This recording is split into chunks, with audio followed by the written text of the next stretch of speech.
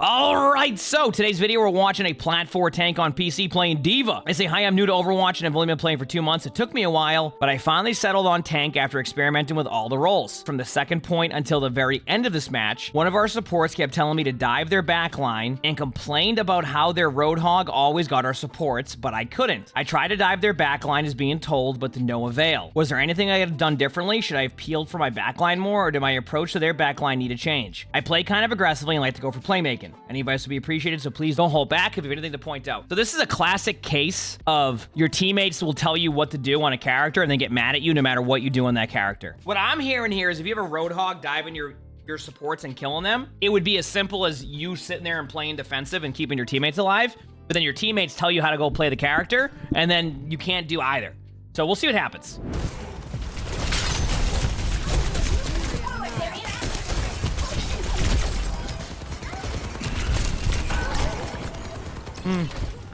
That's kind of, I mean, I'm gonna be honest with you, like, I feel like that's more on your Reaper getting a little bit too aggro in that room than it is on you not being with your Reaper. Because at a certain point, you're gonna get demeched there unless your whole team commits there. That's why, like, sometimes you'll see people go Symmetra and, like, teleport you up to the bridge. And the reason why you teleport up to the bridge is so that way everybody gets up there. But when you go up there by yourself in a small hallway, you're probably gonna get demeched. So I feel like that's more in your Reaper going too aggressive into the room.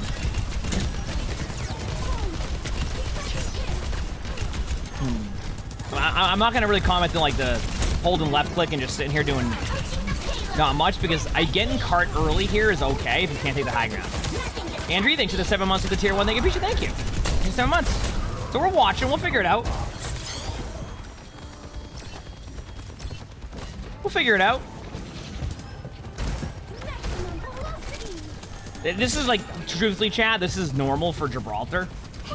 Like, you do want to take high ground control, but if you can't get your teammates to take high ground control with you, then why not do this, right?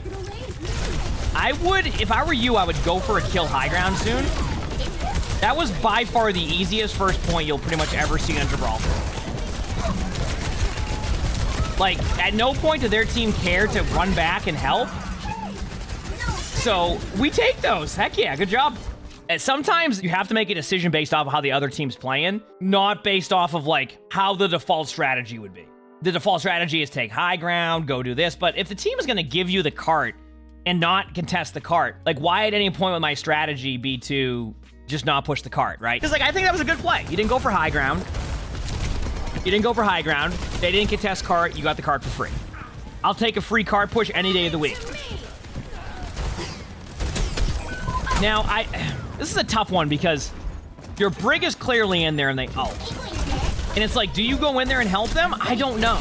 Because if you go in there and help them and then you die, you get demeched and then you run into the same issue. I don't know. Maybe with the wave respawn, it might be worth trying to save your Brig there. Because if you can save your Brig from like 1 or 2 shots, they can like win the rest of the team fight. So the part of me wants you to go in there and help your Brig right when you hear the voice line. And part of me is like, okay with you not going for to help them. It's not, I don't feel like it's a high value situation there for like either way, right? Like it's the other team will have the advantage to begin with. I guess the idea, but like you need to time your ult a little bit better than that.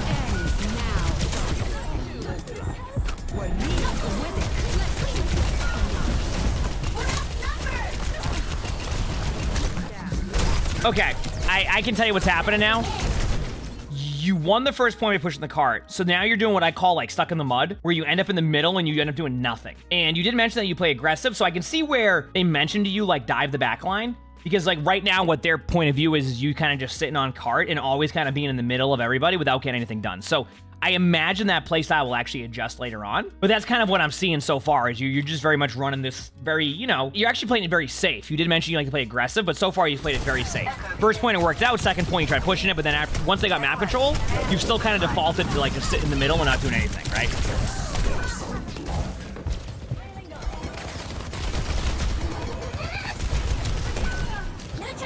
Wait for it. Wait for it. Okay. Yep, I can see. Your team told you to dive the back line. Okay, I can see where it happened. Because you ignored the hog. Like, if your question there is... Okay, let's talk about this. Because I can already tell what's happened. Like, the other team has already told you how to play because you ignore that Roadhog. In that situation, if they're running at your Roadhog, I don't care if they tell you to go and dive their backline. You keep your teammates alive there because it's a Roadhog right in front of you, right? Like, if the Roadhog is going to be out of position to try to get a kill on your teammates, the worst thing you can do is give them a free pick. You're on D.Va, right? You have the ability to protect your teammates, do damage to the hog, and make it very annoying for them, right? You have that opportunity, so that's what I want to see you do. I want to see you make those type of plays. Instead, you, like, go to the back line, ignore the Roadhog. The Roadhog kills your back line, and then here we are, right?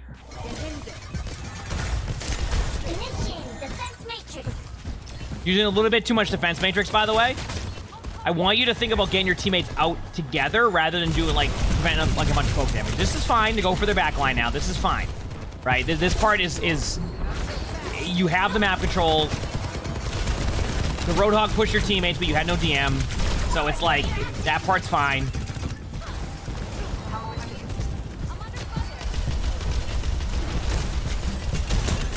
You're playing too far back. You're playing too far back. You're playing too far back. Get up there. Get in front of your team. Yeah, you're defaulting. Okay, you're defaulting too far back sometimes. In my opinion. Don't ult that. Okay. The reason why I said don't ult that is you have a Soldier 76 ulted in front of your face. The worst thing you can do is ult that and then basically just do that. I mean, I think that's pretty much self-explanatory, right?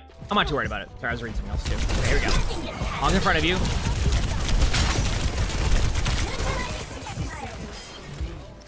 You have this, like, very interesting strategy where your first reaction is to start blasting with the rockets, when sometimes it's okay to wait. Yeah, see, you're doing that. I want you to think about your rockets as a way to, like, finish a kill, not to start peppering damage on them, right? So, like, if you're not gonna fly into them with rockets to do the maximum amount of burst damage, why is your first default reaction to start, like, letting the rockets go out? Like, there, you flew to the Ana, right? So it makes sense to use the rockets because you're gonna follow up and do the burst damage, but sometimes you're just like shooting at it with the rockets right away. So be a little bit careful on that timing. A little careful on that timing.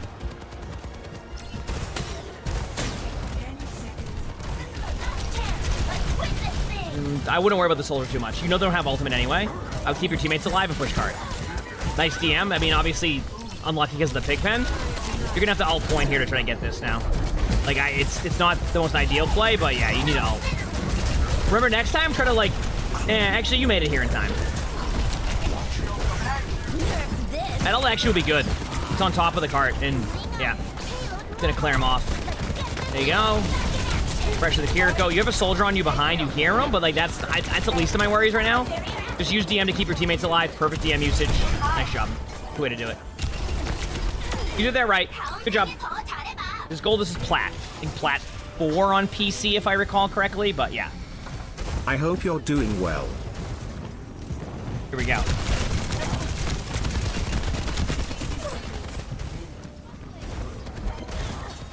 Wait for it.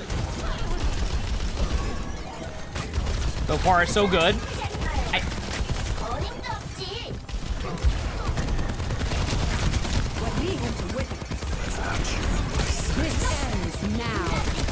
I mean, not bad making the soldier ult. You kind of ran into an unlucky issue here where, like, they also sojourn ulted at the same time they soldier ulted. So, like, you had to basically choose between one, and you kind of made the right decision. I mean, I mean, if you fly for the soldier and the soldier rolls you, if you go for the soldier gets value, right? Okay, that's on you. Remember, like, if you're not in position, okay, I already know what the problem you're running into is. Let me see the rest of this, like, how the rest of this goes, because I can already give you a little bit of advice and feedback. I actually think I can, because what you're doing is probably something a lot of D.Va players do. So this actually could be very helpful for pretty much anybody playing D.Va. You want to dive their back line, but you want to protect your team.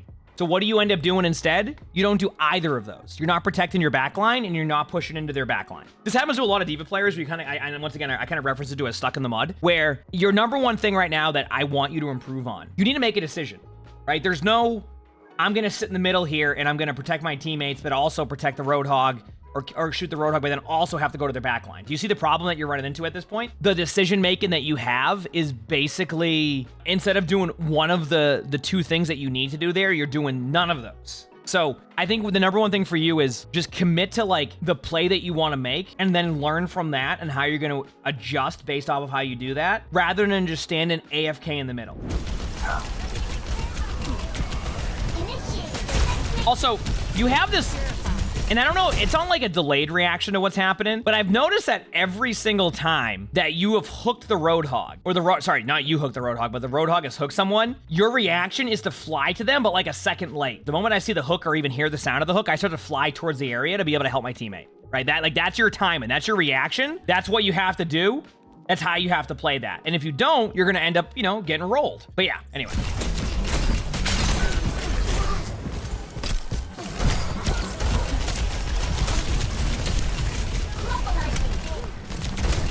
You're overcommitting. You're trying to do too much. You know, the good news is that you at least committed to one of the plays, and that's why I said I'd rather see you commit to the plays than not. And the reason being is because you can learn so much more from that play right there than sitting in the middle doing nothing. What did we learn? You overcommitted to a kill. You thought you had the Ana, you didn't get the Ana, you overcommitted. So next time you would fall back a little bit, but you put the pressure on them, right? Does that make sense?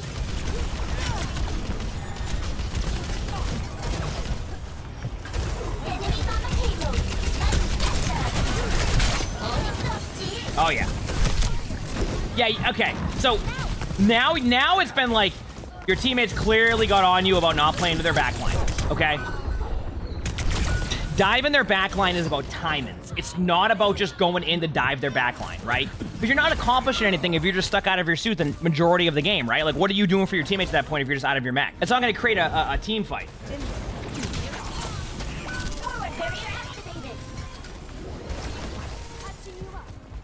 Here we go. Yep, you see what you're doing, by the way? You notice anything about what you're doing? Okay? Like, you know this is probably a lost team fight, but your reaction is to stand at the doorway and just lose the team fight. Do you see the problem that you're running into? Do you get what I'm, like, getting at here? If, like, the footage of you is doing nothing, then it's hard to be like, okay, you gotta do this better, that better. You just gotta get a little bit more in the mindset of, I'm gonna go to the point, I'm gonna help my team. I'm gonna go to the back line, I'm gonna wait until this happens. But right now, you're just kind of like, I don't know what I wanna do, so I'm gonna sit in the middle, and then I'm gonna hope for the best. Yeah, but anyway, I wanted to see you not do what you just did right there. Oh, it was the first? Oh, cool. Heck yeah. Now, once again, I want you to think about positioning here. Okay, perfect. I'm glad you got hooked. Okay? So in this situation, there's no reason not to play the angles here, especially when you know they have a Roadhog. And I'll kind of explain it to people right now, and I know we've paused a little bit. In this situation, you want to be in a spot where you know the Roadhog has hook, right? So if you stand here, kind of where you were, you're more likely to get hooked than if you stand here, right? Because you're playing angles. So always remember that. Find yourself to be able to play more towards walls and angles like this than to sit in the middle of the open, especially when they have a Roadhog, right? A Roadhog's not going to want to try to hook you if you're going back and forth. And if they do, it's probably going to break. That's why I want to get you out of the habit of standing in the middle of the open, because that's been your problem. You just stand in the middle of the open and you consistently get killed because of it. And that's going to help you a lot. Right now, you're just doing the stuck in the middle strategy, which I do this sometimes, especially when I don't. Whenever I'm learning a new character, or whenever I'm like not comfortable on like what the other team's doing, like if the other team is like running the Brig Zan and I'm not sure what I want to do, I'll have some of that indecisiveness. Then you just got to learn from that and then just try to play it a little bit better.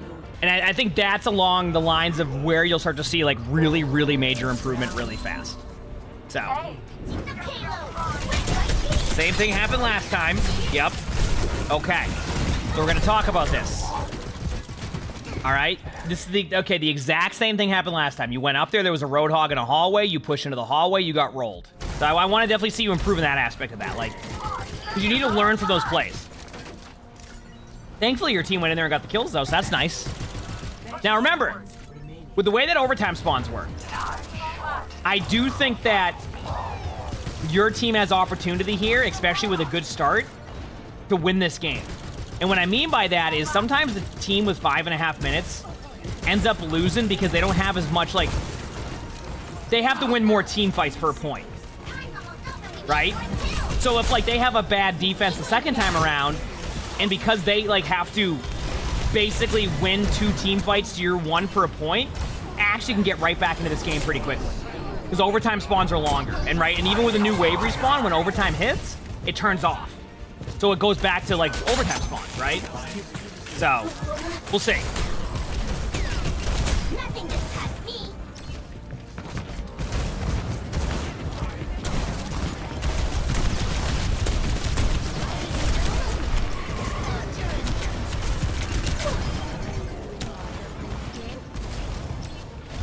Wait for it.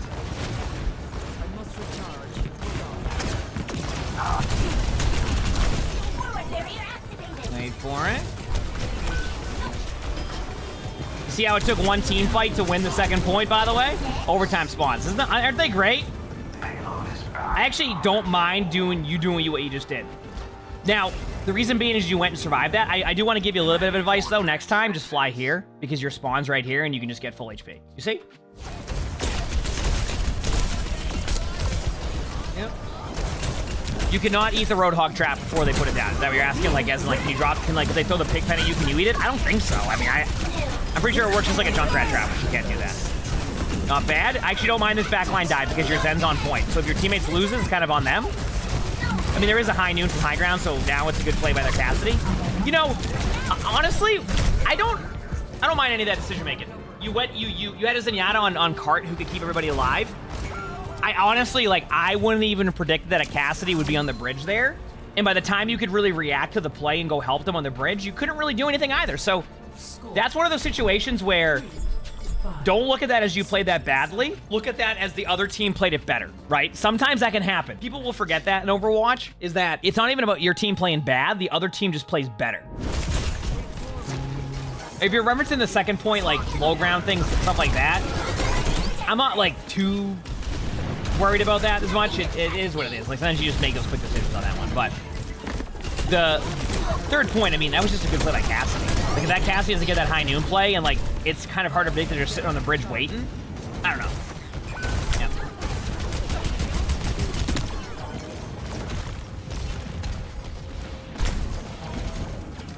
Okay, so what I will talk about this, because I see what you're saying. You said instead of going back, they could have done the damage, etc.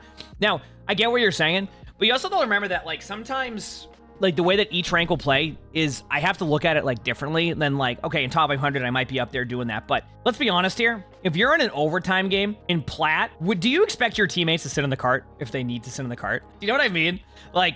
When you're in overtime, I feel like sometimes, even in top 500, trusting your teammates to stay on the cart in overtime is one of the hugest debates of all times. And you see it happen to me in my top 500 games where I'm like, okay, please stay cart. I'm going to go do, and they got off cart.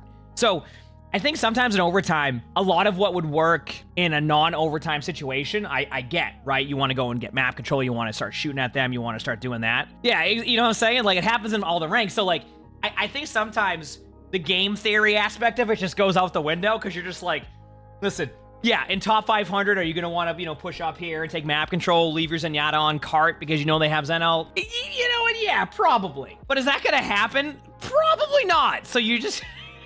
You get what I'm saying? So you end up just you end up hitting this moment of okay, wait, on paper, this is the play, but we're in overtime. And honestly, at this point, I don't care. I'm staying on that damn cart. Anyway, let's see how your defense goes here. Not the best setup for your team here at the beginning, in my opinion, but by the way, that play right there, okay?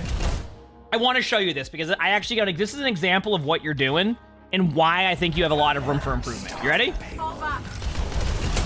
Let me show you. Why was that your play? Why was your play to fly in a circle and end up in the same spot? Do you see what I'm saying? What was your initial play? Why couldn't you just stand still right here and just wait for the Roadhog to push up and then use your flight? So a lot of, I think, what will hinder you, outside of a Cassidy hinder, is you just get stuck in the middle. You don't know what you want to do. So your decision making ends up putting you in the same spot. You say confuse the hog. The only thing that's going to confuse the hog there is going, what in the world did that diva just do? This is going to help me out. That's not going to be a confuse the hog on a hook type of situation. That's going to be huh? Thankfully, the hog isn't looking and doesn't recognize this. I don't know who they're looking at, to be honest with you. So they don't recognize that you just did that. But the point being is that those are the plays we need you to stop doing as much. Because now, you're still stuck in the mud, right? Obviously, thank you for the 25 months. The Finish Prize and Wonder Miss. Thanks for the 2 months. Finish Prize. Thank you. Appreciate it. You're doing minimal damage at a range that isn't effective. and then now you're kind of just like chilling, right? Why not take top right control for the Pharah? Why not, you know, meet up with your team in a spot to like help them regroup? But if you get stuck in the middle doing nothing, this is how you will consistently lose these type of plays, right? That's how you will lose team fights if you're not being decisive in your decision making. You mentioned you play really aggressive, but I don't think you play. The truth is, I don't think you play nearly aggressive enough. Whether that's aggressively defensive or aggressively into their team. You don't do either or of that. You just kind of play in between. Craig thanks for the 13 months of the free sponsor. Thank you, appreciate it. Thank you. Yeah.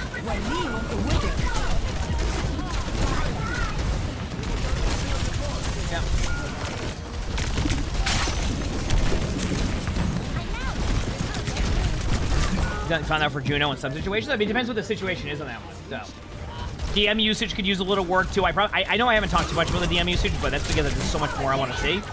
Now, this is an ult spot you probably want to go for. I'm okay with that. It's going to land in a good spot. Nice ult. Very good ult. Very good timing.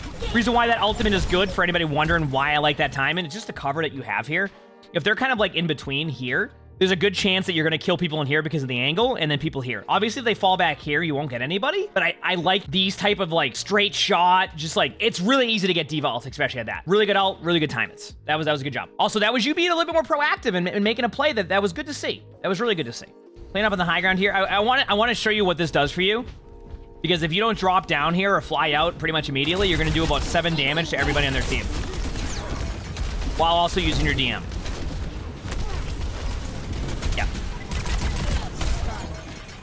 I want you to start thinking about spots and why you're playing them. If you're going to play up there, well, then play like more of a hide and seek to be able to go for like a backline aggressive play, right? Got your team set up on high. Go in, go in, go in, go in, go in. You have window. Go in. Yes, you want to go in like 10 times sooner. Do you want to know why you go in 10 times sooner there? Let me explain why. When your BAP is behind the window, your BAP is going to heal you for more through the window, so you can get away with a little bit more aggressive plays. You already got a pick, so you have your timing. The next step is to go in, because that way your BAP can heal you easily through the window, and it also gives value to anybody on the window, right? The idea here is to give everybody on your team value through the window. And a diva going in is a massive distraction to everybody else, so that way this window can get the value that it's supposed to get. So once again, your timings are off.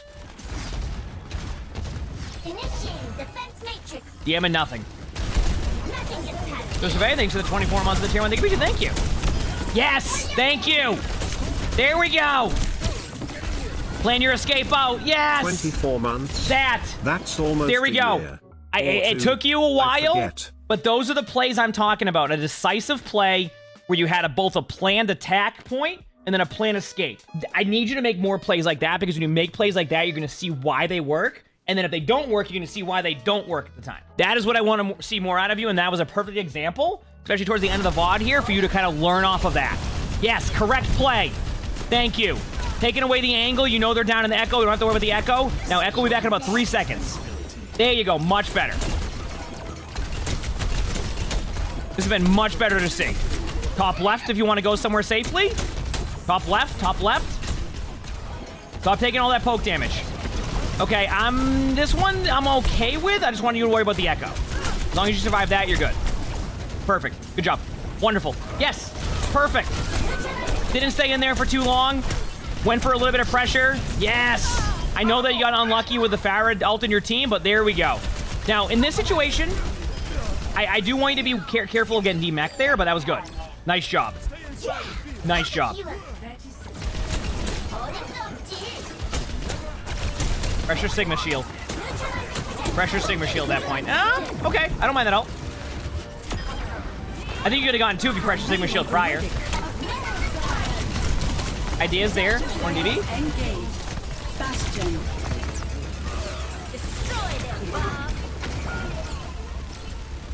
And you got the dub. Nice. Okay. I just want to point out to you, I don't know what was happening to you prior to this. The last 2 minutes of the game, if you play like that right there, you're going to have good results on Diva. The other 20 minutes of this game, all you did was sit in the middle, just chilling. So what I want you to do is I want you to look back at the last 2 minutes of this game. Recognize why this was a good play. You're going in for their, you have map control. You're going back and forth. You have an aggressive play that goes back to your teammates to protect them. You're going in. A couple timings are off, but that's okay. This will make you so much better and will help you climb if you can kind of like zone in or hone in on how you played here in the last 2 minutes. I think, like, I want you to work on your timings. I want you to work on less of the stuck in the mud gameplay. Just do one of what you want to do rather than trying to do nothing in the middle. And I think if you do that, you're going to really start to climb. Reference these last 2 minutes, and we'll go from there. You got this. You got this. If you like this video, make sure to like button, subscribe to all 3 YouTubes if you haven't, leave a comment. All of that helps. If you want to submit your own spectating, look in the description below. You'll see my Discord. That's where you do that. We also record these live on stream. You can see the Twitch app with the webcam. I'll stream on YouTube. Stop by if you haven't. We have a lot of fun here. With that being said, I hope you have an amazing day/night.